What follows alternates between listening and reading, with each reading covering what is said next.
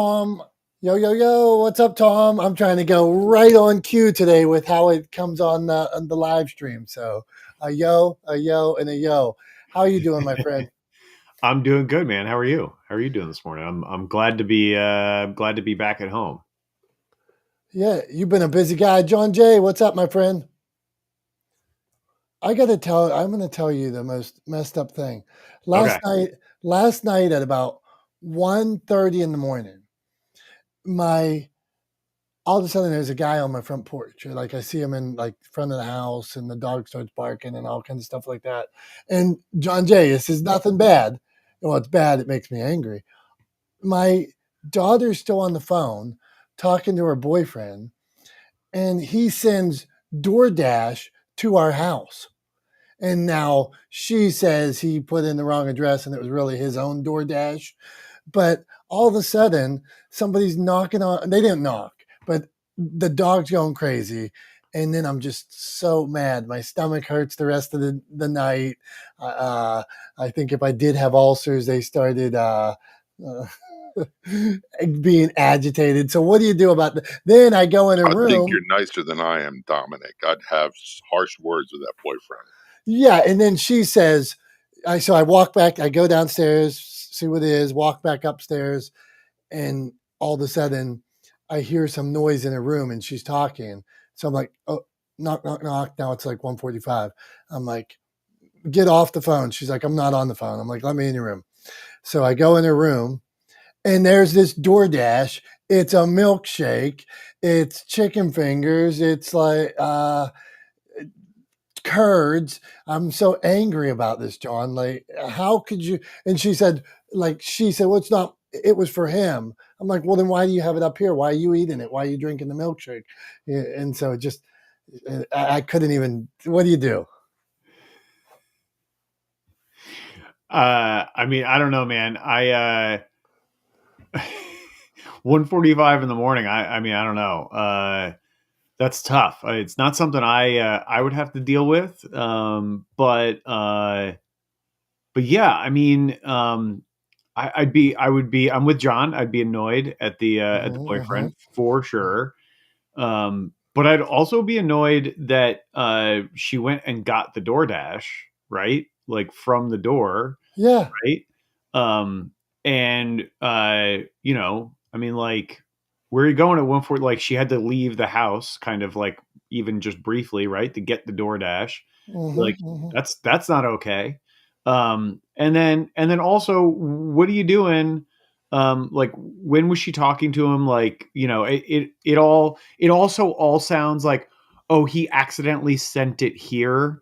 Sounds like slightly fishy to me, right? That they were like on the phone and he sent it to her, but then like she didn't anticipate that like the dog would go nuts and it would wake you up and blah blah blah blah blah. So then it was like a CYA maneuver, to say that he accidentally sent it here. And yeah, I mean, I don't know. I would just be like, yeah, that's not happening again. And if it does, then we're gonna have some talks about whether or not you get to keep your phone in your room overnight.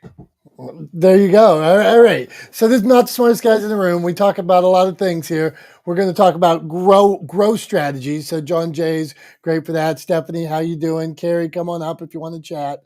Okay. So John Jay, if you want to weigh in on Uber coming in at 2 in the morning, DoorDash, go ahead. And if you want to lead us off with some growth strategies, and then we'll go right to Stephanie. First thing, quickly, how old is your daughter?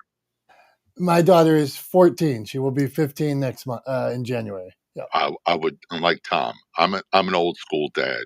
I have two daughters. They're now in their 30s, but I'd have a heart to heart with her and say, if you can't be trusted to not do this, then we're going to remove the phone from you. I don't want to do that. So just explain it to her. Secondly, growth strategies. That's something we talked about all the time here. And I'm a big proponent of using Google Analytics and also the Google Search Console. They work together to find out where your traffic is coming from. A lot of people create content and then promote it, which is a real time consuming thing, promote it in lots of different places, but they're spending so much time creating content in areas that don't deliver traffic.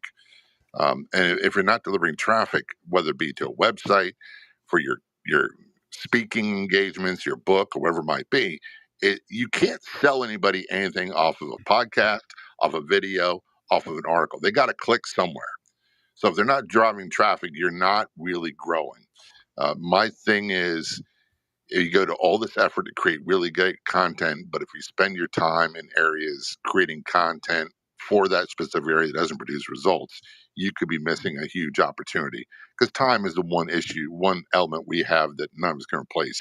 We can't create more of, and it's a finite resource. So if you're doing this yourself, certainly pay attention, use Google Analytics, things like that, and figure out what's working traffic wise. Otherwise, you got to hire someone to do it. And that takes a budget. If you don't have the budget, you got to learn to do it yourself.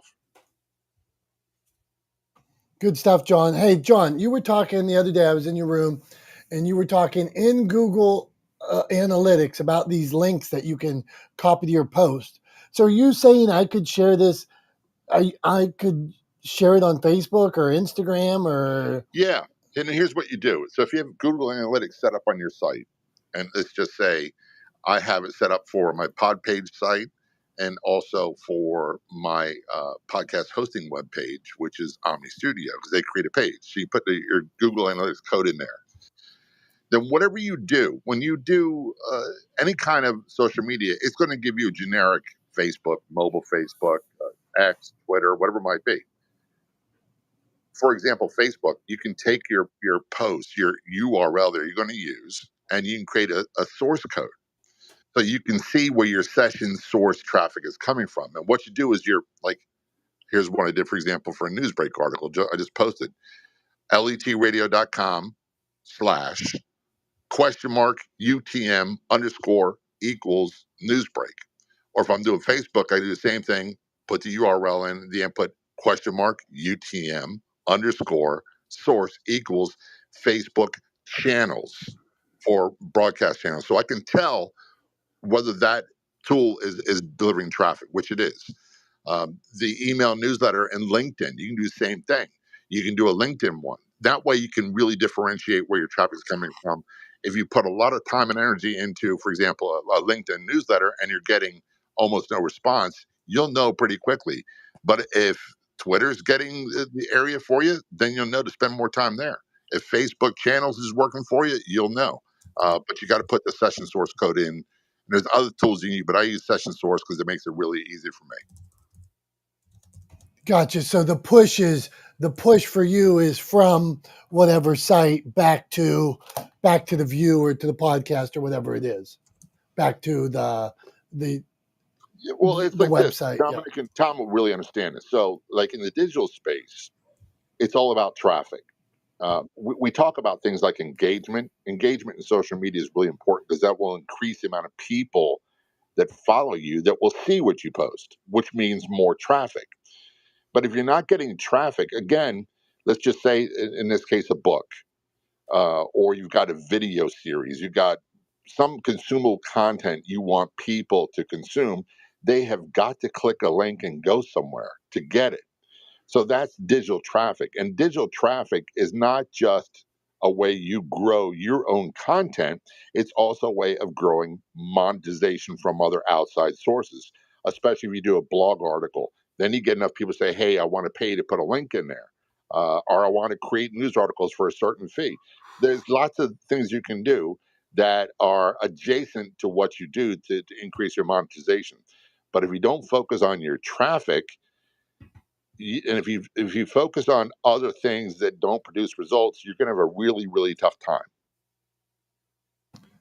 John, you're the man. We appreciate it. That's what we're talking about here today. Growth strategies. So John just giving us analytics and things like that. But if there's something you're doing that's helping you grow, or if you have a question about growth, if there's somewhere you want to grow, let's talk about it. Let's dig in. So Tom, you got thoughts, and then we got to cruise to Stephanie and Jamie. Yeah, absolutely. I mean, I agree with John. I think, traffic definitely matters. I think one of the things that often gets lost is the quality of that traffic, right? Whether or not it's whether or not you're actually developing relationships with the people who are seeing your content, that will help move them on to sort of the next stage of the process, like John was talking about. If they're going to, if you have something consumable, they have to click, they have to go somewhere, they have to make the purchase, and the sort of path of least resistance to making that work is making sure that whatever communications you're putting out are designed to build relationships with them.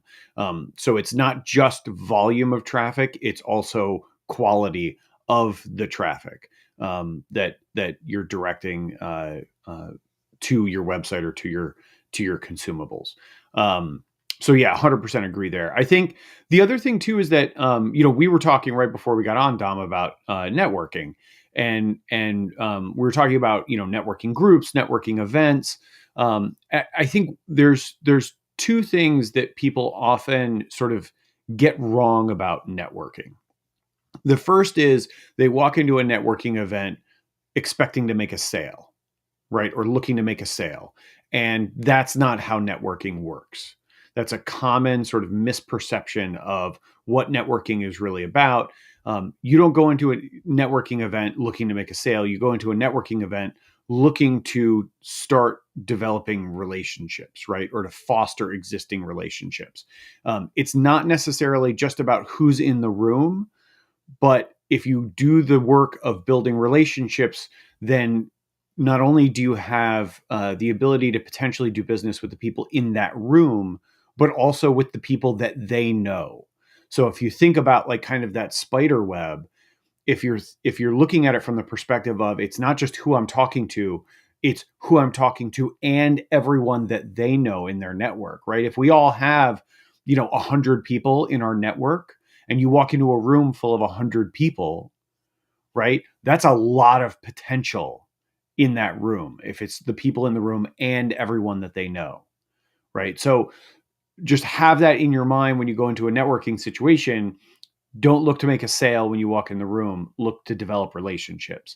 And then the other thing too is there are ancillary benefits to going to networking events that I think are often overlooked. And one of those is public speaking. If you want to get better and more comfortable at public speaking, a great place to sort of start small and work your way up is in networking events. You can find yourself speaking to and sort of delivering a quote unquote presentation in a very conversational way, which is a good way to deliver a talk, right? You can find yourself sort of practicing that in a very small scale with 2 or 3 people at a time, right? And then maybe 5 people at a time. And then eventually, maybe you end up getting invited to speak at a networking event, right? From the organization whose events you've been to. So over time, you can use it to actually help develop your public speaking skills and also your pitch skills, right? When it comes to describing your services, describing what you do, describing and explaining to people why you do what you do, right? What the sort of true value proposition is that you bring to the table and how you benefit your clients and customers. Those things are also, really easy to develop in networking situations. So I think that's the thing a lot of people get wrong about networking as a sort of tool for growth is it's not one dimensional, right? It's not a unidimensional tool. It is not for sales, right? It can help you grow sales. It can help you grow word of mouth advertising, and it can help you grow presentation skills. It can help you develop public speaking skills. It can help you develop pitch skills. So it can do a whole bunch of things beyond just potentially adding to your client list. So yeah, I think person-to-person networking, even virtual networking, is a good opportunity that often gets overlooked for growth. 100% agree, Tom. We'll dig into that too. All right, let's cruise on. Networking, growth, how to grow your business, how to grow your brand. That's what we're looking for. Tips, questions about that. Any aspect of it, how to close your sales, how to send a proposal, whatever. Stephanie, what say you? How you doing today? Hey guys, good you? So I'm not the guru on what you guys are talking about, but I will say from a perspective from a lady, I don't know if Leslie has anything to say about it, is that when we're young and in love, we do stupid shit. And Like, I agree with John saying the old school way, sit down, have a heart to heart. But if you take, that's going to make her resent in a way. So it's a matter of just, letting her know, like, hey, guys are idiots. Like when they're young, they're just, you know what I mean by that. I don't mean by you guys, but just let her know because, we do stupid things for guys. That's a fair topic. That is on the topic of my daughter getting DoorDash at 2 a.m. Debbie, if you didn't hear that, Carrie, Leslie. Go on, Tom. I was just gonna say I would take no offense to that, Stephanie. I'd be the first to admit that I'm a knucklehead. So yeah, no offense taken. And especially when I was a teenager, I was an idiot.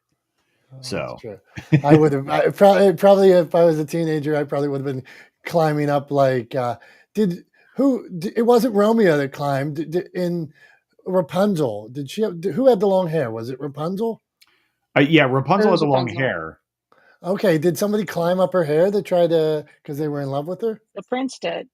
Okay, see, I think if I was young, I would have been trying to climb up and drop the DoorDash off at somebody's door. Okay, Leslie, this is not the smartest guys in the room. How are you? We're talking growth, whether it's podcast growth, business growth. Any tips you have for us? We'll just keep going around.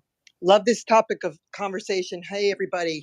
I came from the back end. I've been in the public speaking arena for 25 years.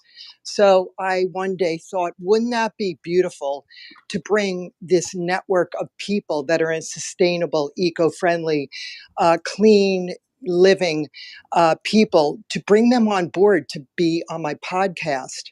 So through that, I have these people that I've known for many years and new faces, the Gen Zs that I have on my show, people that I have gone in and spoke to nonprofit and businesses.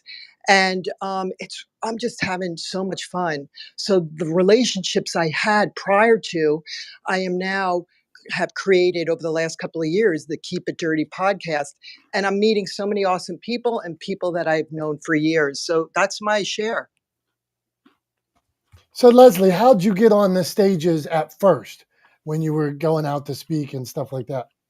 Well, it goes back 100 years ago. No, I'm only kidding. I used to be extras in movies. I lived in Manhattan. I was on commercials. So I always was very attracted to being on camera. I was very comfortable as a kid. That grew and evolved to doing trade shows for a nonprofit organization. I'm sorry, for Masco Corporation, which is Baldwin Hardware. They're a subsidiary of Masco. And so I used to travel the country and I would speak about all the new hardware, residential and commercial hardware, and schmooze with people. And that's really my gift. And that kind of evolved to me going back to school for my board certifications in health. And I started tapping into working with corporate and creating needs assessment strategies for their executives and for really tapping into the nonprofit organizations in my area. And from there, I built these amazing relationships. And I thought, why don't I have their voice be heard? They need for people to hear their story and their successes and their hurdles in lives and ailments and how they just overcame things. So I think I found my secret sauce and I'm on this ride and I'm enjoying it 100%. Now that's a cool journey. That's good stuff. I like that stage and things like that because as a publisher of books, I always want people to get out there and share their message so many ways. Like, I believe you should share it by video, turn your camera around, get up on the stage, go to a networking group, write articles like news breaks and stuff like that. But there's such an importance in getting up on that stage and practicing, whether it's like Tom said, first at the networking groups, then all of a sudden they have a featured speaker. Then the next group hires you. I spoke at I really say like every BNI, every chamber of commerce, every chamber of commerce that connected to the other chamber of commerce, every Rotary, every retiree group, every local university, and it just kept growing and growing and growing until I got to the point where I'd say, well, I can't come for free. I can't. I can only come if you're going to let me sell books at the end of it. I can do 15, and I just kept lowering the amount of time I would do for free. So I'd say, well, I can come, but I'm only going to do 10 minutes or I'm going to be practicing new material. I would actually go sometimes and say, like, if the men's or not, I remember this one. It was young entrepreneurs of my town or something. I said, I'll come, but I'm going to practice new stuff, knowing that, like I told a story about The Rock or something, and knowing that I hadn't really formulated how that story would go yet, but I didn't mind. Or then till the point where people were paying thousands of dollars, but for the thousands of bucks when I was doing it, they'd get, okay, that's an hour and a half, and or the longer times we were doing workshops, or and maybe that was 4 hours, and there was breaks in it and things like that, and I had to plan activities for the rooms to do, but practice is my point of that. All right, we're going to go back around here. Tom, what else? You're a videographer, you're a producer, you're a storyteller. Uh, Storytelling tip. Does storytelling help your business? Go on. What do you got? Another tip? Yeah, I mean, storytelling absolutely helps your business. And I think to that point, when it comes to, kind of storytelling around your business or your brand, the thing that I see people get wrong the most often is they talk about what they do rather than why they do it. Right. And you hear a lot of people talk about, you have to share your why, you have to share your why. And I think a lot of people get very sort of confused, and not really, like, there isn't a lot of clarity for them about exactly what that means. Right. What does it mean to share your why? I mean, you can literally tell the story of how you ended up doing what you do, right? And why you're still doing it, right? Why did you start your business? What was the founding principle? What was the idea behind it? What was the problem you saw that you knew you could help solve? Right? So for example, when I tell the story of my career, 17 years in the entertainment industry, and then deciding to leave that industry behind and strike out on my own and start a production company, the reason why I decided to do that is twofold. One, I wasn't happy doing what I was doing anymore, and the industry that I was in was continuing down a path that I didn't want to be on.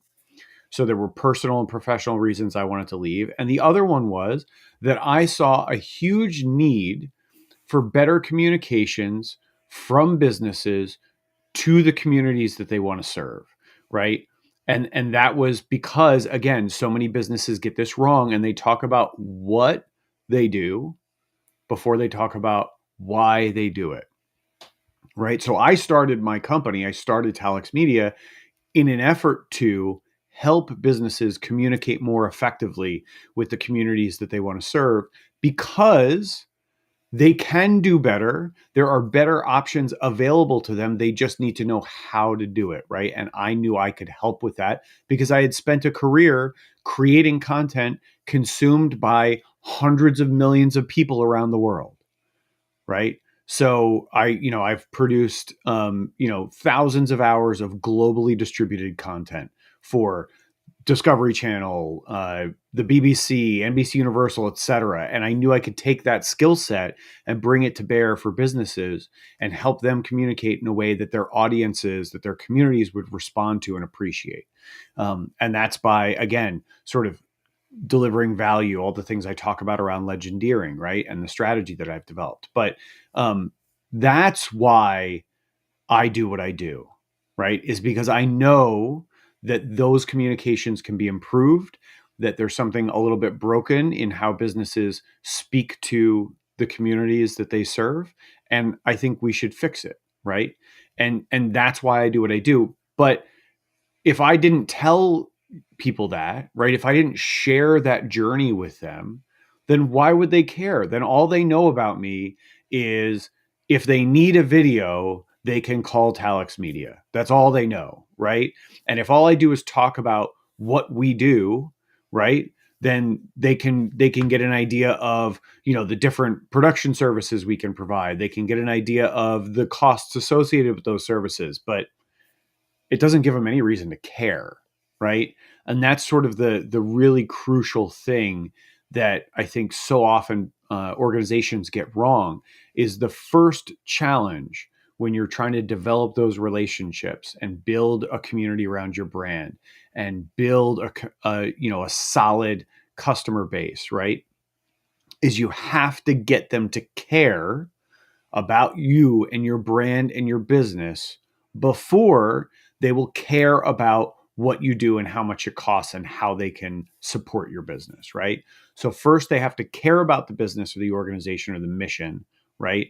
And then they will take the next step of being interested in supporting the organization, but you have to get them to care first, right? It's that quote, and I know I've said it in here before. I think it was Eleanor Roosevelt, that no one cares how much you know until they know how much you care, right?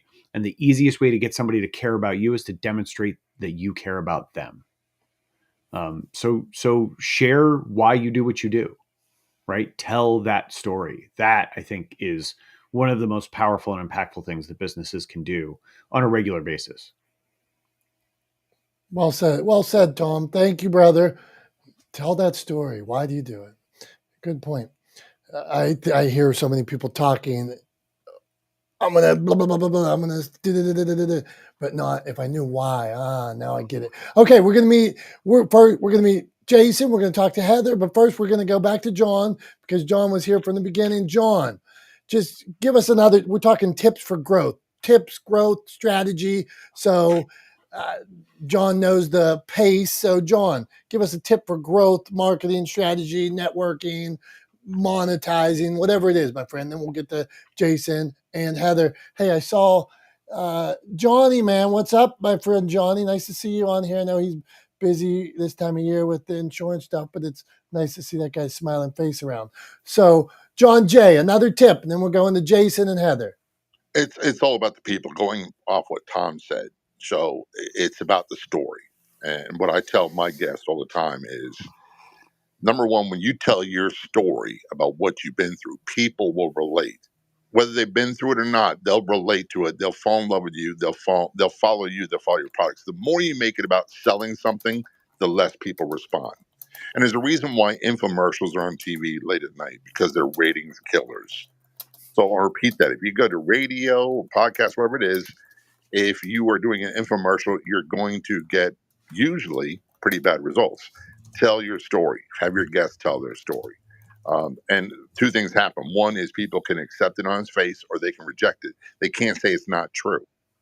They can, but the vast majority of people won't, because it's your story. You went through it. So yeah, in storytelling, you've got to have a beginning, a middle, and an end.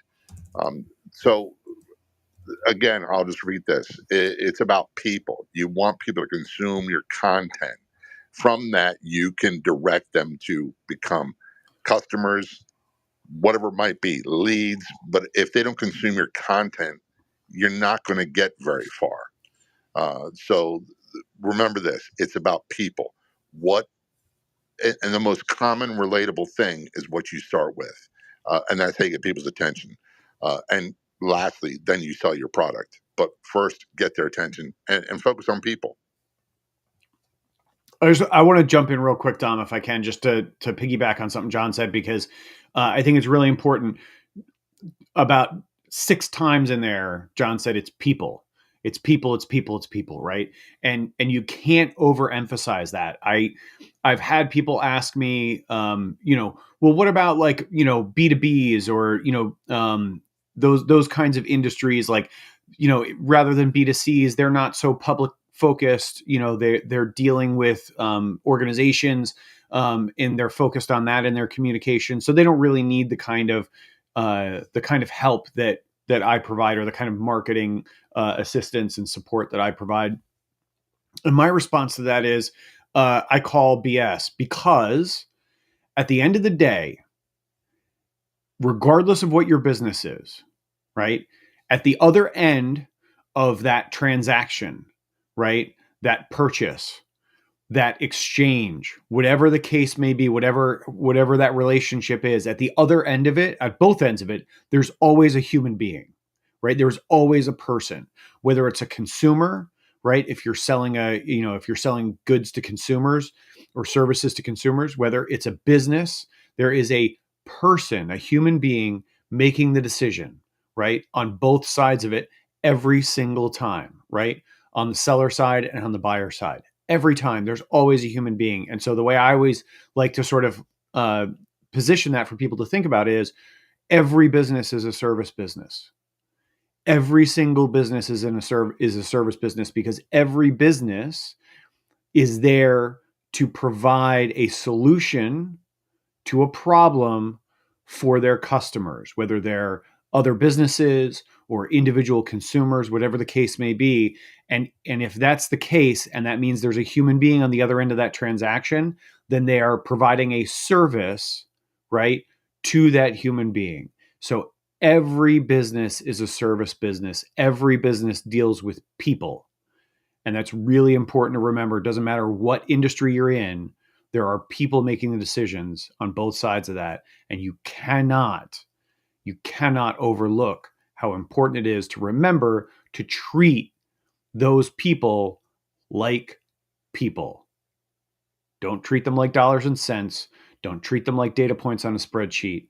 They are people. Treat them like people. And I promise it will benefit you. So I just wanted to throw that in there before we jump to Jason. But yeah, I mean, people are people, right? You guys, you ever watch The Office? Anybody in this room ever watch The Office? Yep. Okay, Michael Scott. About 3 times. Give it another chance, man. So Michael, as goofy as he is, the main character, he is a master of sales. You think he knows nothing, but when it comes down to it, like every big deal, Michael ends up closing. And one of the underlying themes, and something Michael repeats over and over, he's like, "It's about people. It's not this. It's people." And they'll like try to bring in some new technology. They'll try to lower cost or take him to a business school and tell him why he's going to fail. And he gets down to this: it's about people. So, all right, not the smartest guys in the room, talking growth strategies. Jason, what do you got for us? You got any cool growth strategies? Anything? Any must-dos? You have to be interested to be interesting. It's a cliche, but it's essential. And how you translate that, how you facilitate that, is there really a strategy? There's many ideas how to do it, but there's many different ways to get to that destination. So, the last couple of days, I've been talking with colleagues about podcasting, and some of the long form artists have an issue of having to do something different, like making short form, right? And I said, well, if you think about diversity and getting to the common goal where you want to be and why it needs to exist and why it's so important, you know, you're more, you have a better way of doing things, in my opinion. So when I was talking with some people who had an issue with it, and I just said, well, look, did you actually try? If you're not moving the needle forward and you're just stuck where you're at, then by taking the opportunity to explore new endeavors to get you where to your destination needs to be for yourself, then you're going to want to exhaust all possible methods as best you can, even when you're the most experienced. And I think that's something that I'm in jujitsu, that one of our instructors, Charles Gracie, tells us is like, I can teach you many different things for the same thing. Like the same grapple move, I can teach you many ways to get to it and how to use it. But it's going to have to be up to you as the practitioner. So I like that thought. You may have one idea that's an end result, but there could be many different ways. And the best tips to get there is to find the meaningfulness for yourself and how you interpret as a storyteller. And that's where I stand. Hey, Jason, good stuff. And I just, I did message Tom. I said the Gracie family's royalty. So in jiu-jitsu, you said, I mean, are you like the family tree of the Gracies is just amazing. So do tell. Well, the studio I study at in Tracy, California, Charles Gracie is one of the great grandsons of the senior Gracie members that I don't know all the names exactly, but they are a family that teach a specific style of martial arts that was originally learned from a practitioner from Japan who immigrated to Brazil, and and then the Brazilians had their own style of fighting and martial arts, and they combined the two, and they made this its own martial art. And because of this family that has curated the practice of this Brazilian style martial art, we now have it as a global thing. And also, it's more widely accepted now because of the Ultimate Fighter, the very first one. You know, you had Royce Gracie, who is a great man, and he taught it and showed how fighting now has changed forever. People, so hopefully that answers your question. I mean, there's a big history to it, but Nope. being a Good. part of that family is a big deal. Yeah, I would think so. Thank you, brother. My son used to do boxing. He did jujitsu, and sometimes he'd put me in arm bars on the floor, and I'd like all of a sudden feel. Or there was one where your shoulder would start to pop out, and I could feel my shoulder like starting to move out of its socket. And even when he was little, I'd say, "Get off me!" All right, not the smartest guys in the room. We're moving on from that subject. If you didn't hear, my daughter got a DoorDash at 2 a.m. last night. I had a networking event this morning. So after my daughter waking us up because her boyfriend accidentally, supposedly DoorDashed our house with DoorDash, then I had to get up at early to go to this networking event. So if I'm crabby, yeah, it might happen. All right, not the smartest guys in the room. Heather, what do you got? You got a tip for us? I saw Heather is her own. I watch all your social media, Heather, and it said Heather is her own customer now. So I think she's going to show off some of her skills. Go on, Heather. Thanks, Tom. Hey, Tom, everybody else. I just want to, well, maybe not point out, but I just wanted to give maybe a different perspective on like the storytelling aspect of telling people who you are.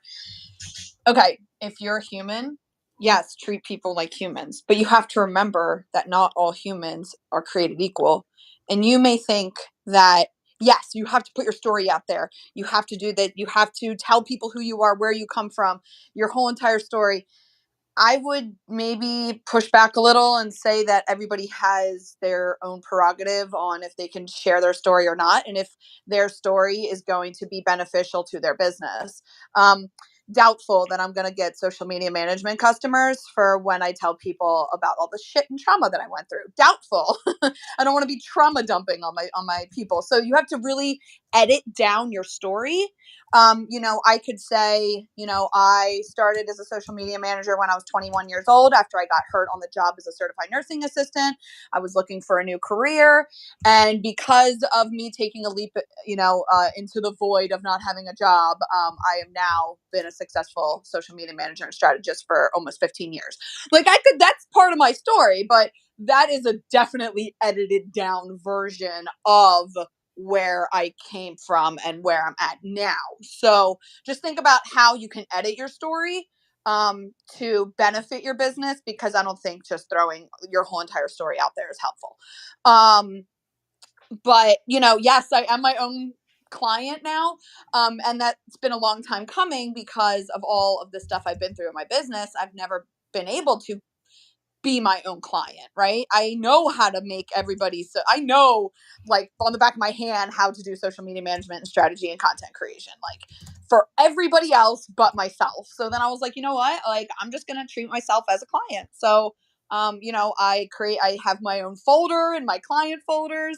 I have my own GPT now. I have, people working on my stuff like I'm an actual client, and it's kind of weird. So, but yeah, like I guess just posting, that's I think the biggest thing. Like it doesn't matter what your story is or what you're doing. You don't really have to put your story out there if you don't want to, but just posting, like I haven't posted to my feed in a few months. And then the past 2 days I've posted, and one was about like how to create an AI avatar for yourself using Remini and an IDID, which is on Canva, which is like it makes your mouth move. Essentially, it makes you like a moving avatar using AI. I posted it once and I sold a digital copy. You know what I mean? Like, just post. You may sound salesy, you may tell your story, you may but just be talking into the void, but at least people know you're there. So I'm gonna leave it at that. Thanks. Thanks, Heather. John, you flashed. Did you have something you wanted to add there? Yeah, I was coming from my radio show perspective. If someone, for example, Heather wanted to be a guest on a show, she would have to fit the format. She would absolutely have to fit the format. Otherwise, it's not going to happen. I have a different strategy when it comes to social media. I'm about consumption, and I don't post anything about me in there. So, and matter of fact, rarely will you ever mention me and my story in episodes of my radio show or podcast, and definitely never in social media. But it is the guest story. So, for example, I just did a news article, one podcast episode where a woman's husband was a deputy in Texas and he died by suicide, and she tells her tragic, heartbreaking story. It's about the story. Then in there, it's about things she does. But if she wanted to talk about what she does totally, it would never fit the format, so it wouldn't happen. Yeah, and I agree, John. I think and again, what I was talking about before with sharing your story, I'm not saying just start moving your mouth and whatever comes out is going to help, right? I'm saying talk about why you do what you do, right? If it's pertinent to the business or the brand, right? If it's pertinent to what has shaped you as an individual into doing what you do, what has informed your perception or beliefs or strategy around your business, like those things are pertinent, right? But if it's something that is highly personal, you don't have to share that. I'm not saying you have to share everything, and I'm definitely not saying you should just open your mouth and whatever falls out is going to help you. But absolutely, I 100% believe that you should share why you do what you do. And I would actually push back on like the idea of just post. And it's okay if you seem salesy and whatnot. I mean, I would actually push back on that. I think messaging is really important. And I think messaging consistency is really important. And I don't believe that social media is the place for sort of product sales, really. I think it's often misused for that, but I don't think that's actually a really long-term beneficial strategy. And I would point to one of my favorites in the marketing space as an example of that. If you go to Red Bull's Instagram, I bet you cannot find any product photography on their Instagram feed. It just doesn't exist. And there's a reason why. It's because their social media feed is for their audience. It's not about them, right? It's for their audience. It's for their community. So it delivers content that they believe will benefit their community, that their community will appreciate and enjoy. And it's not about selling cans of Red Bull, right? If you like Red Bull, the next time you're in a store and you see it on the shelf, you're much more likely to buy it than you are if they just hit you over the head with cans of Red Bull 24/7, right? So it goes to that people have to care about the business first or the brand first before they're going to take that next step to actually support it. So that's something that Red Bull does really well, and I would encourage other people to sort of take that on board and help use that to inform their own content. And when you're creating and curating sort of your posts and your feed on social media, target it towards your audience and towards your community, and make sure that it's something that's beneficial for them. It's that old saying that you hear in public speaking all the time. It's not about you, it's about them. What does the audience want? How are they going to benefit from the interaction? That should be the framework that you're approaching this through, right? What do you think, Dom? I'm loving the conversation, and it's I think it boils down to strategy. Like, what is your strategy with your content? There's even if you had a strategy, there's a storyboard that you would use for your strategy. And I think that's part of the storytelling. So for me, like, let's say me and my content, for me, it is inspiration, because I'm probably in the middle of you guys. It's inspiration, positivity, and smiles 24/7. It's high output of content like John, inspiration. So all day long, every day, inspirational content. Smiles, what's going to make people smile, inspirational. Also, I have authors like Debbie Griffiths, so I want to share her story, her inspirational story. So all day long I try to share all the other authors and what they got going on, because it's still inspiration. It's helping them share their, so you might see a product at some point, but it's an inspirational product. And then last but not least, sometimes you see me, I'm out in the world, so it is never about me. But sometimes you'll see me out in the world smoking a cigar. I show you that I smoke a cigar sometimes, that I don't have two heads. I might show you me out riding a bike or by the campfire or whatever, because that's another, I am trying to live what I'm preaching. Like, go out there, live each day to the fullest, live every second. And so if you see me, it's not about me. It's that inspiration, positivity, smiles. Go out there, try something new, make a fool of yourself, whatever, step out of your comfort zone. And that is how I share my brand. And so it's a story, I guess, but it's also a strategy.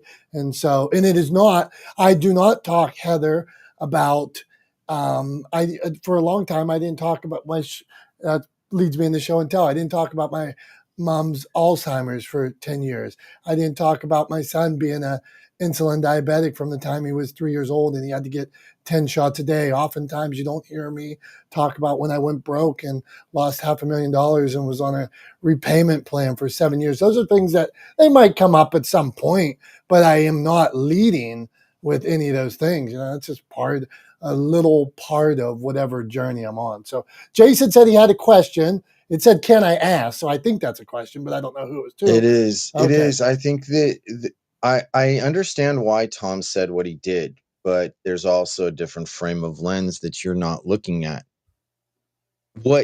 Social media, you are selling yourself. You are selling your attention, whether people are paying for it in money or paying with their eyes, their ears, or driving them to action. You don't know what people want, but people present something of themselves to be interested, whether they're sharing a picture, sharing a podcast, a video, a blog, whatever. The whole reason for social media is selling people's experience. Ed Sheeran posted about that. Says, "Hey, this is a branding and selling experience." And I'm misquoting him in some degree, but I'm interpreting it in a way where if you don't realize, I hear so many, as John would say, parrots walk. I'm going to repeat this verbatim. You've got to find what they're interested to be interesting. No, bull. I've seen people that are not really interested in trying to point a specific direction. They're telling a story about their experience and inviting people to buy in. And whether you click in for 2 seconds, 1 second, or 5 minutes or an hour, you are selling something. And it may be disguised because, people who work the business of marketing, it's their job to package so that more people can be interested and buy in because it's something of worth. Every single person who is a part of social media and ever posts anything, there is a worth. It's just how far does it go? That's debatable. And people will argue it in markets, but you know what? And I've had many discussions about how we get content to be viewed. And it's like, and then why is it important to view? It's because there's an interest. Not too many people have a really, truly original creative thing that they're expressing to the world. Well, that doesn't mean it has to be truly, authentically individualized and originalized. It means that I think that you have to, or I would invite you to think of the different lens. And if you're only thinking that one lens, then guess what? You're going to run into dead ends and there's room for all. Like, look at how many different tires there are, how many different brands there are. Same purpose, same thing. Should the original tire maker get all the credit? No. Some people made it better, have a better story of telling it. But And in the end, social media is the invitation to be interested in your time, your eyes, your ears. So my question is, have you thought about the different lens? Are you thinking about the different lens, or are you just thinking about just the only business that you've succeeded in and staying in your own damn sandbox? I got to be honest. I'm not entirely sure where you were going with that, Jason. But I will say this. I think fundamentally, there's a little bit of a misunderstanding about what social media is. Social media is the whole point of social media is to sell advertising space, right? The businesses exist to sell advertising space. We on social media are the commodity. We are the commodity that they're using to sell to their advertisers, right? Like our attention on their platform is how they sell, how they make money, right? So like that's the point of social media. What I'm saying is you can use it, and what other people like Heather are saying is that you can use it to do other things. But ultimately, the point of social media is for people to be on social media so that the platform can sell advertising space, right? Like that's the business, right? We are the commodity, right? Our attention on the platform is the commodity. And I'm just saying that at the end of the day, you should be trying to create value for your community, for the community that you seek to serve. And you should have kind of an idea of who those people are, right? You hear in marketing, you talk about like a customer archetype, right? You hear that term bandied about in other parts of business as well, but you should have a general idea of who your audience is, right? Who are the kinds of people that would buy your products and services, right? And so you should be looking to create content that drives value to them, right? And I think social media is a good opportunity to start those relationships and start delivering that content. So I'm yeah, not I going to think you totally do have to kind disagree of with take a you, guess. but I'm going to push back just a little bit. I agree with a lot of things that you're saying. But if you look at the origins of the very first social medias, advertising wasn't there. It wasn't. It was not there. The beginnings of just even a chat group. Go back to AOL. That's not even that's not even totally the beginning, but it's one of the pioneer methods. And then advertisers seeing that people are in this ethos environment, they're talking. And then they got into chat groups. And then all of a sudden you saw, what was it? Prodigy, AOL, and many other internet providers saw it as like, hey, people are doing something here, exchanging information. We can sell ad space here. So if you go back to that origin, the message never changed. This was just a vehicle of communication, and people were there, and people are here. And then marketers and companies said, if people are not watching television, reading newspaper ads as much, and this is growing, this is an opportunity for marketing. So, uh, I agree with you in a large part, Tom, but the origins of social media was not based on marketing or sales. It was to follow where people were at and how they were talking and what they were deciding to talk about. That And to right connect there, with I your think, is a crushes, different of lens. course. And hey, okay, so I got a question here before we move on to Jackie. Does anybody else want to beat up on Tom a little bit? He's tough. Somebody flash if you want to give Tom any shit, whether it's I'm about going to his. give Tom a little accolade. Oh no, come on, mess with We his don't flat billed always hat. agree. We Go. don't see eye to eye, but he does make a basic point. And the basic point is you have to remember that you are marketing to people. And if you don't know who your audience is, what you are about, and why they should consume it, you're going to have a tough time. And I do want to push back on one more thing, Tom, because I love Yeah, you. that's what we like, Heather. Go on, push. About the whole sales products thing. I mean, if you have not been over on TikTok right now, TikTok Shop is where it's at. That's where it is everybody talking about products from face products to, oh my God, I got influenced and I got myself an under the desk treadmill because of the girlies over on TikTok Shop being like, this is the best treadmill ever. So now I'm no longer sitting at my desk. I'm standing at my desk, and my treadmill is going to be here soon because, I mean, I got influenced and I'm super excited to get my steps in while I'm at my computer. But like, dude, TikTok Shop is crushing it on TikTok right now, and it's the new as seen on TV. Just wanted to point that out.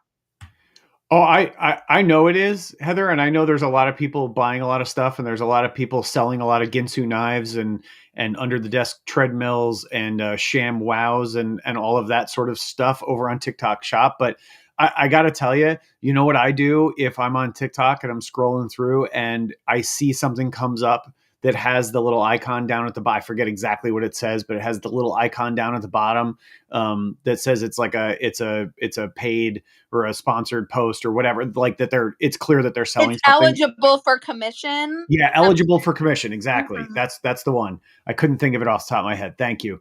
Yeah, if I see eligible for commission, do you know what I do? I swipe away as fast as my thumb will move.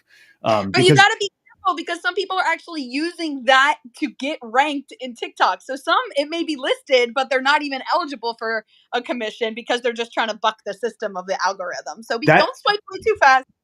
No, that's cool. I'll go ahead and swipe anyway, because at the end of the day, I also don't want to encourage people with my attention, right? Which is, again, like I said, that's the commodity, right?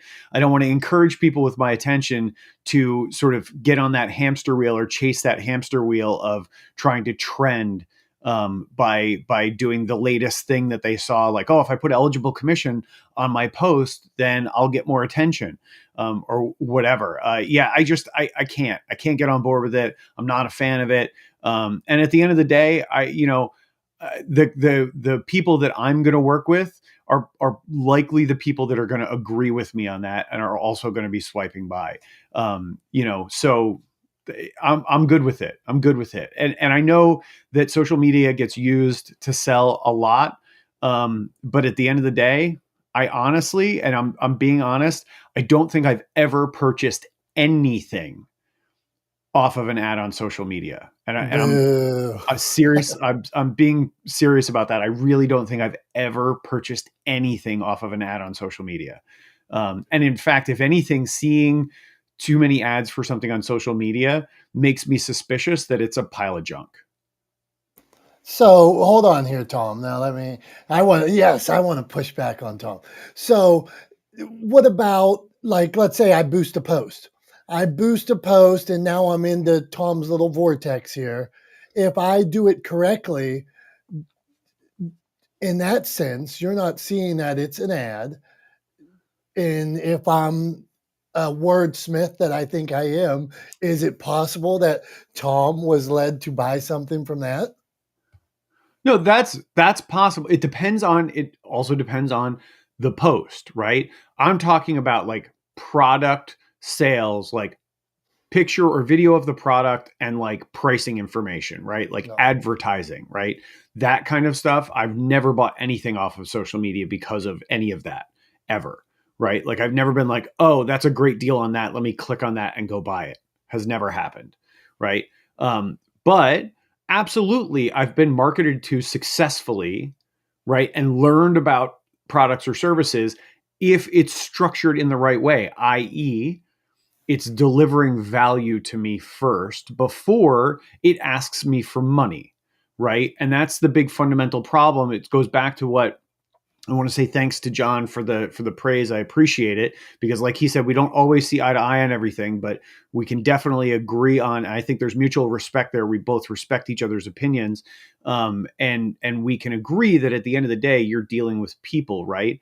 And I think the fundamental problem with the way a lot of people and organizations and businesses sell their products, especially through social media, is they treat the audience like they're basically a roadblock in between the business and the money in their wallet, right? That they are an obstacle to overcome so they can get the money out of the wallet, right? And I think that is a terrible way to treat people. And I don't appreciate it. And that's why I don't respond to that kind of marketing and advertising. And I think over time, it's the problem that those companies run into is that people stop responding. They run out of, right, an audience that will respond to a particular piece of marketing or advertising from them because of the way they're treating people. They burn through that audience, right? And then they have to try to attract a whole new audience, right? Because they're not developing relationships. They're just trying to extract money from people's pockets. And there's a fundamental issue with that, I believe. Damn you, forget it, pull me down in this path. What about, let's say I bought my wife Lou Malnati's pizzas a couple years ago for Christmas or something, or my sister buys me Omaha steaks or something like that. Well, we don't know Omaha steaks, and I mean I've heard about Lou Malnati's. They're in my feed at some point, and I see Lou Malnati or a new whatever, something that they know I need because they're watching and listening to everything I do. And then I'm like, I'll get those weird socks for my wife, or I'll get those Luminality pizzas or something like that. So explain, then we got to get to Jackie. Okay, go on. You, then Jackie. But I just love that everybody's pushing back on Tom. So well, I mean, that's like, so now you're talking about like retargeting, right? Because you're talking about, something you've bought before. So you've demonstrated an interest, right? So like that's a slightly different ball of wax, right? That's not I'm trying to convince you. I'm not treating you like you're an obstacle in the way between me as a business and the money in your wallet, right? So I mean, you've demonstrated an interest. I think retargeting is fine. Hey, you've tried this before. Maybe you'd like this, right? Like I really like the brand Cotopaxi in this sort of outerwear space, right? And they make a whole bunch of stuff, but I really like their brand. I like the ethos. I like that they're a certified B Corp. I like that they pay living wages and that they use fabric remnants for a lot of their manufacturing. So they're reducing waste in that space. They send me retargeting ads. If I go to their website and I browse around at something and then I leave, or I put something in my cart and then leave, like I get retargeted. I get an email. Hey, did you see something you like? Hey, what about this? Hey, maybe we can offer that if you're interested.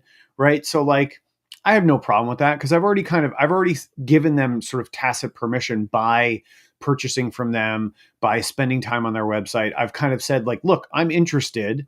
And then they're just saying, hey, we saw that you're interested. How about this? Right. So they're responding to my behavior. I'm okay with that. That doesn't bother me at all. Okay, fair. Tom, Tom, you have had thick skin. We appreciate you. We've had an adult conversation in this room, which is what we do here on Not the Smartest Guys in the Room. We hear all sides. You pick up something from both sides or three sides. I wonder if this is a triangle. There's not, we want Not the Smartest Guys to be a triangle. It's a circle. There are infinite numbers of sides. There we go. Even better. Points of view. Yeah, there we go. All right, Jackie. Jackie, what's going on? How you doing, my friend? Hi, I'm good. Now, do you got a tip for us after all this nonsense? And you got a tip on me being a better dad? You want to beat up on Tom? What are you in the mood to do? So I'm going to say that I'm very new to this. I'm actually taking a class on social media stuff at 11 a.m. today from, what's her name? Kristen Brinkley? Katie Brinkley. I'm doing that at 11. So I'm trying to learn more about it. But I have to say, I agree with Tom because I flip past those ads like no other. And to be honest with you, if I have to see one more fucking lighted face machine, I'm going to buy it and crush it on camera. And I have a fucking doctor for that, okay? And I know that's what they're trying to get you around. Oh my gosh. But it annoys the shit out of me. And I'm just like you, Tom. I see paid advertisement. If you're using that as a gimmick, then your content must not be the best if you have to lean on that. That's how I feel about that. If there comes a time for sponsorships with my podcast, it will only be, and I don't give a shit if this keeps me at 100 listeners because I'm being true to myself. It's only going to be things that I believe in, that I've used. I will push people's books. I will push books that have helped me. It's more of like, my affiliate stuff. that I'm pushing. Like I just did a blog post on shadow work and I posted 2 different books on that, okay? I'm thinking now I probably should have put the link in all my social media things that I posted, but it's not like me being like, "Oh my god, so I bought the shadow workbook and blah blah blah blah." No, that's not what I'm talking about. I'm giving you my story, okay? I had to do shadow work because of this, this, and this. It worked for me because of these ways. You can do it by yourself, or here's a couple tools to help you. Like that's kind of how I see my path going forever. Um, and I plan on making my own stuff. But again, maybe I won't be the smartest business person, and maybe one day I'll get to hire somebody that will do it for me. But I can't see myself pushing things like that aren't totally on brand. Like, for instance, when I have a parenting podcast, right? So, like, when I was pumping, a lot of women breastfeed. There are these things called bamboobies, and they saved my fucking boobs. I know this is a bunch of guys. I'm sorry. I said boobs. But, anyways, Thanks a I lot, would. Jackie. I would push something like that. Sorry, because it helped me so much. You know what I mean? They're not paying me. Would I like them to be a sponsor? I would absolutely take a sponsorship from them, or something like the Honest Company. My kids eat their shit, they drink their juice, I have all of their products. So I would definitely have a sponsor like that because it relates to my content. I'm actually starting a new podcast on healing and everything like that. So if like an herb company or like vitamins or something like that would want to be a sponsorship, absolutely, but it has to pertain to what I'm doing. I'm not going to get a huge social media following and then be like, "Oh yes, let me do this like face thing for you." Like, no, I don't like that. I think first of all, it's such a saturated market. And honestly, the TikTok shop has kind of made me want to leave TikTok because it's been getting so obnoxious to me. So call me wrong, tell me my business will fail. I'd rather be very, very, very authentic. And I've had a lot of people come back to me saying, like, my authenticity and what I speak about is the real power in my message, especially my guests that I have on. And I'd rather have the tiniest following ever than forever than to, I don't want to say sell out, but like kind of sell out. Yeah. And just start like advertising this random shit. Like, You're passing judgment that in your opinion, people who are doing that are selling out when they may not be at all. well, and I get that. I get that. But what does it have to do with what you're saying? Like, I feel When like it should all be, what does Chevrolet trucks have to do with the TV show Yellowstone? well, isn't Yellowstone about like I don't even know what What does Yellowstone is. Apple Computers have to do with the TV show Yellowstone? How about Bud Bud Beer? I watch Yellowstone. I don't drink. I haven't drank alcohol in 32 years. So why are they there? Hey, John, I'll tell you, I did buy those little Coors Light bottles or Good for you, man. those little Coors cans because they on Yellowstone they always wear these. They always are drinking these little Coors bottles that look cool, like the Cowboys. Yeah. So yeah. So I bought them. I I just think. want to say this really quickly, Jackie, and I Sorry. appreciate where you're coming from. A lot of that is based off assumptions that people do nefarious things in order to pay the bills. Well, here's the reality. I have to get paid for my work. I have to pay my bills. The landlord doesn't accept promissory notes. He doesn't accept affiliate sales. He doesn't accept anything. Neither is taking my wife on vacation to Ireland. They need to get paid, and they need to get paid so they can support their lifestyle. So that's what I do. If a product is an automatic clash for what I do, it's never going to be considered. If it fits, great, but it's really about paying the bills. And I totally agree with you, John. That's why I said, like, if the big companies would want to sponsor, like, Honest or a bunch of the parenting stuff, of course I would say yes, because if I use that stuff and everything, yeah. I mean, then I'm being true to what I'm saying still. That's called an endorsement, Jackie. There's a big difference between that and a commercial.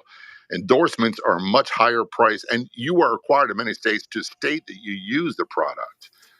There's a big difference in endorsements and advertising. Hey, John, on your radio show, like on all the markets, do you have any say in what commercials run during the show? Negative, none whatsoever. Yeah. So I was just wondering about that in case, like my bikes and hikes monetized on YouTube, and all of a sudden, they had run a lot of commercials on it. I'm thinking, geez, could you not run so many?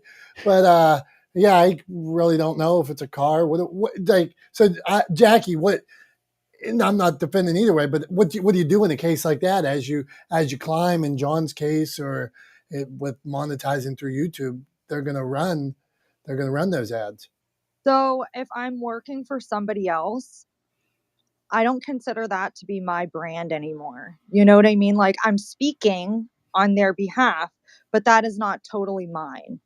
For my personal things, like, of course, my ultimate goal is to do radio or broadcast, something like that. But I understand in that case that I lose control of it. And that is going to be a different message, right? Because in a way, from what I understand, once you become part of the broadcasting community, there are certain things you can say, you can't say. There are probably producers that are handing me shit that I have to talk about. So I've lost control. I'm not in complete That's if you're an employee. When you own your own show like I do, you have total control of your content. However, the stations that run your show, they got to have avails because they got to run their commercials, their content, and that's you have no control over. But they become a number one consumer because they put your product in front of a lot of listeners. I have total control over my product. If someone is interested in advertising, they got to have a conversation first and foremost, and I try to keep an open mind. Uh, Having said that, if someone says to me right away, and I'll close on this, hey, we do affiliate marketing only, that's the end of the conversation because I'm not going to be an affiliate salesperson for you. I'm not going to be your salesperson and then only get paid commission off of whether they call you or they actually make a purchase. That's on you. My job is to create shows that people consume. So if I put a megaphone, fill a stadium with 2 million people in a week, and you are given a microphone, how many of them can you convert to customers and leads? That's not my job. That's your job. Yeah, and I think I'm on a lower scale, right? So like, I'm talking about my little tiny like podcast and all my company that And we started there too. We're talking about how do you get bigger. That's yeah. all part of the attitude. It's that the attitude is the moment we stop thinking small, we become larger. So, and I want to say it's nothing against Jackie. I love what she does, but think that you are bigger than what you are because your first episodes will continue to grow. They will continue to become bigger and bigger and bigger. So that is value to advertisers. It's huge value. But if we think small, we're going to be treated small. And there's an old saying: we teach people how to treat us. And podcasters are notorious for taking affiliate deals that are horrible and CPM deals that are horrible. Okay, so now I just want to. I hear you, brother, and I'm going to go back and give Jackie some love on this. So let's say me, Motivation Champs. Like, I got groups with thousands of people in them and stuff like that. That is 100% controlled by me, where nothing else. Like, I'm deciding, like you're saying, Jackie, complete control over. Tomorrow, I could make more money selling Ray-Ban sunglasses or some nonsense. These patches, these feel-good patches. People always want me to sell because I got thousands of people there. If I worked on a percentage of them, blah blah blah. But I don't do that. I want to keep the brand pure as long as I can keep the brand pure. Now, as part of Motivation Champs, I share inspiration, positivity, and smiles. Part of that is I'm on a TV show. I'm an employee of the TV show. They yell at me when I show up with a picture of the girl from the Golden Girls on my shirt. I got yelled at for that one day. Some days I wear a certain hat. They yell at me for that. Say, take it off. So I, no, I am allowed to wear my Motivation Champs gear, I guess, because I own it. But otherwise, I get in trouble for like it's every week. I didn't even think I did anything. I'll start singing a song sometimes, Tom, and I get cut off on the song, or so I hear you both sides of this. I'm still small, but I hear both sides of this. Go on, Tom. Then we got Julie. Did they ever have to Greek anything? Tell me. I don't know this term yet. Sometimes You I don't know like that to term? You haven't? sometimes I like to throw these terms out to the people in the office when I go in the office just to sound cool. And that Tom teaches me, but no, I don't know about this. So if you're going to Greek something, it means you're going to cover up the trademarked logo.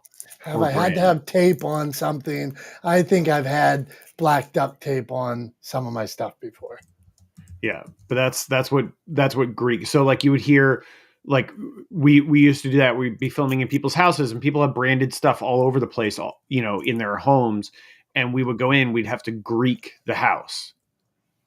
Got it. And that's what it is. You go around with different colors of tape, and you just cover all the branded stuff that you can find. One of my artists for children's books, in another career, he does that for shows in the Atlanta area, and he will go in and make, he'll make a fake soda can for The Walking Dead that looks like a Pepsi can, but it really, has all the colors and it says like Pepsid or whatever. So yeah, I guess you can do that as well. All right, Tom. Look, before we get to Julie, we had this thing, Creative Con, and I think it was Stephanie who said she's going to watch a video today or meeting with somebody. Creative Con is an event we're planning in Chicago in February. John Jay is going to be there as one of the speakers. Julie and Tom are part of the co-founders. Our belief is we want to help you make your message omnipresent. If you're a podcaster, you probably have to write your message at some point. If you're an author, you probably have to turn a camera around and be on video. You probably have to do an interview at some point. We believe your message is important. It matters. We don't want it to get lost. So we are putting on an event in February called Creative Con for publishers, podcasters, public speakers, people in promotions. We want you all there. Tom's looking at me, so I'm going to see if I hit all the pillars before somebody. There's going to be networking. There's going to be community building. There's going to be what is it, Tom, when you call it to action? Practical application. So not only will you see what's going on, the keynotes up on stage and the panels on stage of all these doers and movers and shakers, you will actually get practical application steps to leave that room and make it happen right there that day. That's in February 17th and 18th. Get yourself a ticket. We also had a master class this weekend where it's on video, so we might share the video at some point, or maybe we can share the video in the comments, and you may be able to pick up some tips from what happened this weekend. How was that, Tom? That was good. I think, correct me if I'm wrong here, but I think our 4 pillars are publishing, podcasting, promotion, and production. Right? Those are our promotion and public speaking. Because production is beneath, you have to produce and do what you do. I'm sorry. Are you trying to downgrade production? Is that what's happening, Julie? No, we've done. Stop it. Oh my God. I'd rather have you read Milton Freeman right now than get sparring with you. No, I mean, production is a pillar. Like it really is a part of every single thing you do. If you publish, you have to produce. If you have a podcast, you have to do the same thing. If you public speak. So yeah, but maybe we have 5 pillars now. That's fine. Let's do it. That's a good idea. Another P. Is Tom rolling his eyes right now? Because I think he is. I think he is rolling his eyes. But Julie Loken, we want a tip from this room. Is all about. I don't know. This was really good. I'm like, what did I miss? I missed some good juicy stuff today. People are beating up Tom, which we like. We do? No, we're not beating up Tom. We're just giving him a different optics. Everyone has their view, but when you give people some pushback, it's not beating them up. It's just it's just giving a different perspective of how people see things. Poor Thomas. Okay, so Julie, what we want a tip on how to grow your business, brand, strategy, whatever. You know, like I was listening to Jackie. She had some really great points. John, of course, too. I mean, I guess you do have to pay to play. Like you can't get around it. I mean, otherwise you're going to be lost in a sea of everything. You have to invest in marketing,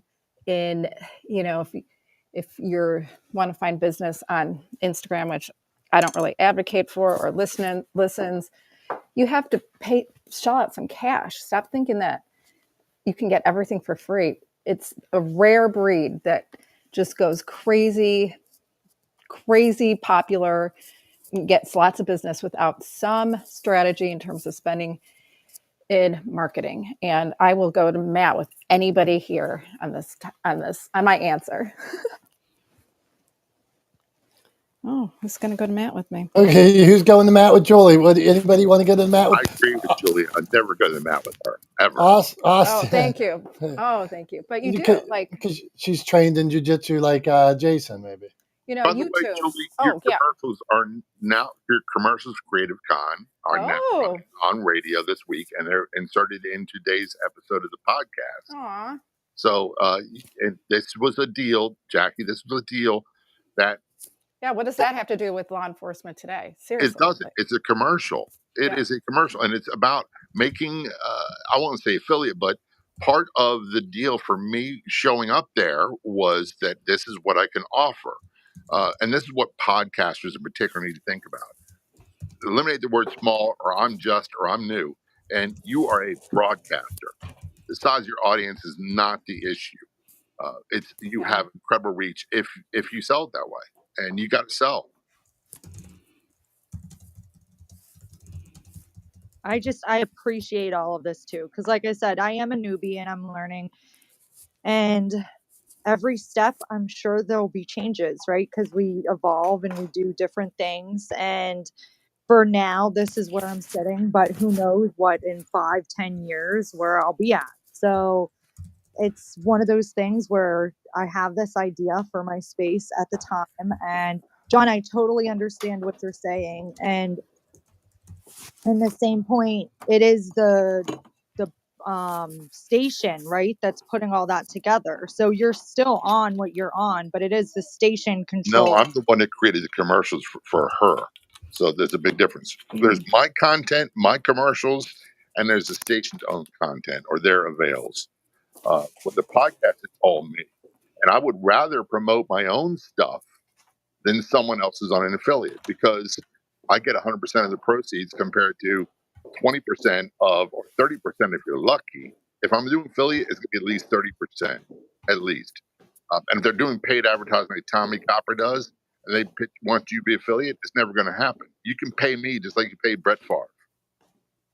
Hey, John, what about like Amazon Associates or something like that? Is that what it's called, Amazon Affiliate?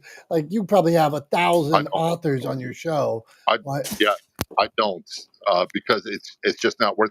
Let's just say let's do the math on it.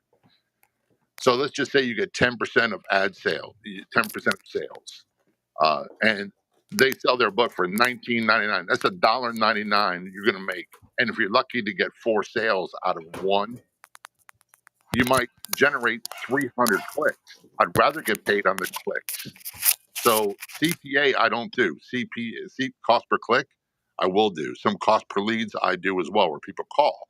But that's when I have open inventory. I'd rather run my own stuff than someone else's because that's what the big people do, and that's how they generate revenue for their websites, their digital properties, their social media, all that stuff. They put in their own content, and the thing I'm working on now is creating leads for other people to sell. John, question though, but with Amazon Associates, it's not just the codes that you sent to sale for the item. Like if they check in and sign in under that link, it's 24-hour window for whatever they purchase. You get a percentage of all the sales, right? Right. And again, you get a percentage of all the sales, but you get 0% for all the branding you do.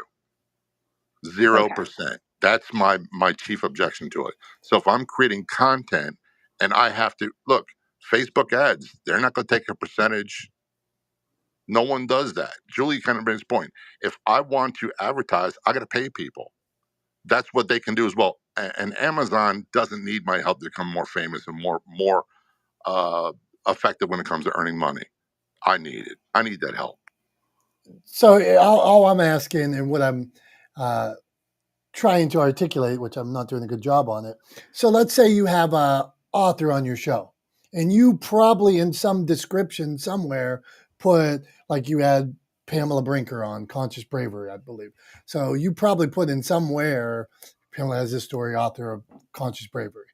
If you just put like a sublink in that, like I'm talking hide the link, hide the affiliate link in whatever else there, you get paid on not only that, but like Stephanie said, on the whole order. So somebody goes on and they start buying a radio or a case of water, you're getting paid on that. I just wonder, are you doing that work already? That's what I'm asking. I don't do that, and here's the reason why.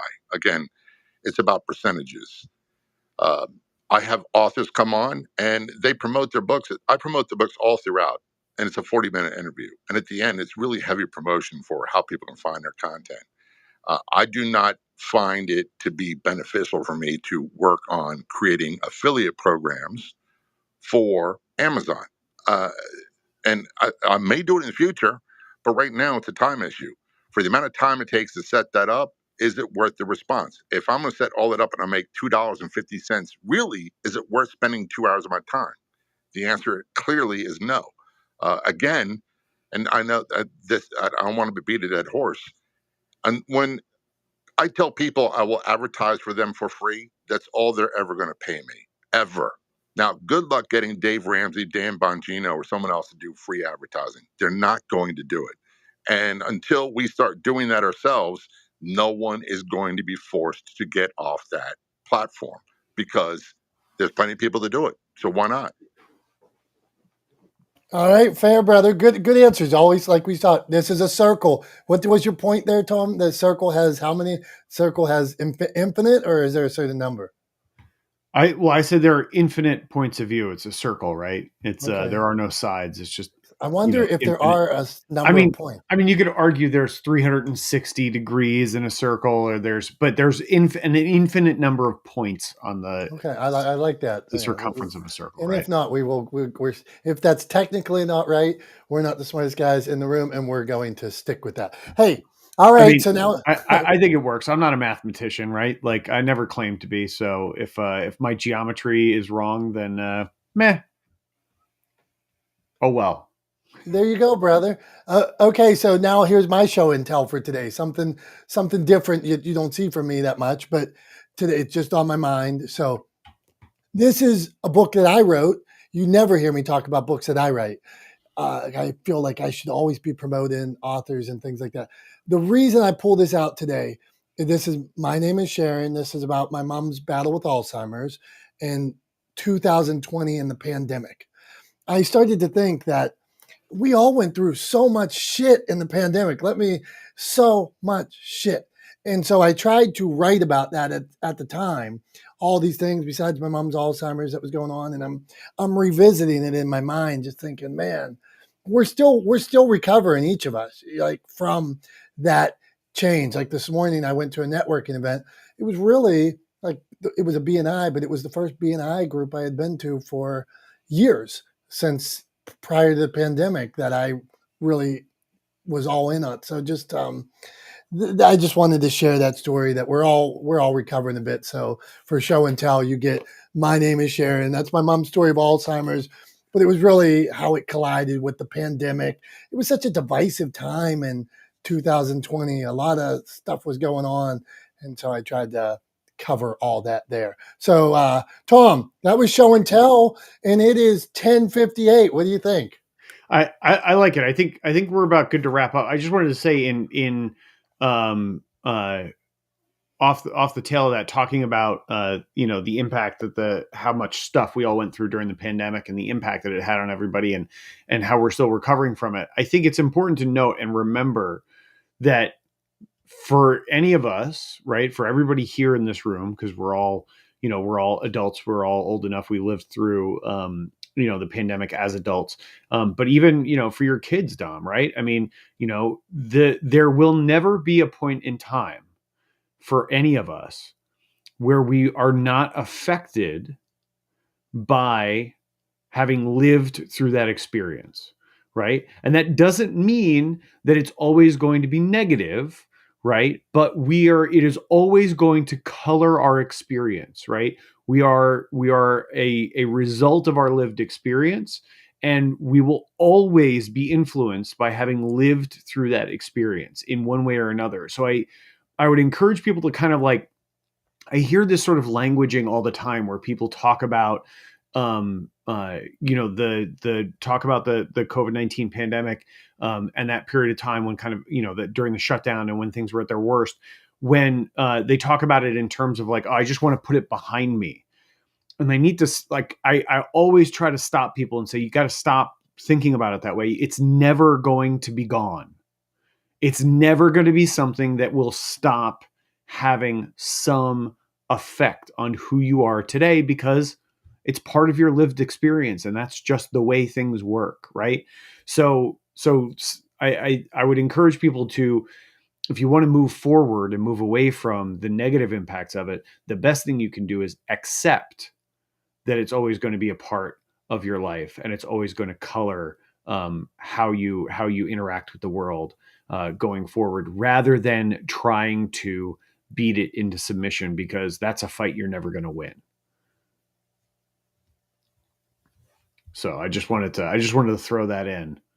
But I don't know. Is that my? Are you? You're good. not. I think we end on a high note. We appreciate each of you for being here today. We'll see you in the. I never talk again. So on that note, I know. I was like, he's not unmuting. I was like, I guess that means that was my wrap up. I thought it was. Hey, I'm good with it. I'm good with it. I thought it was pretty sweet. Yeah, let's do it. Hey, thanks all for being here. We'll see you next Wednesday. Take it easy. Love you. We appreciate you. Bye-bye, guys.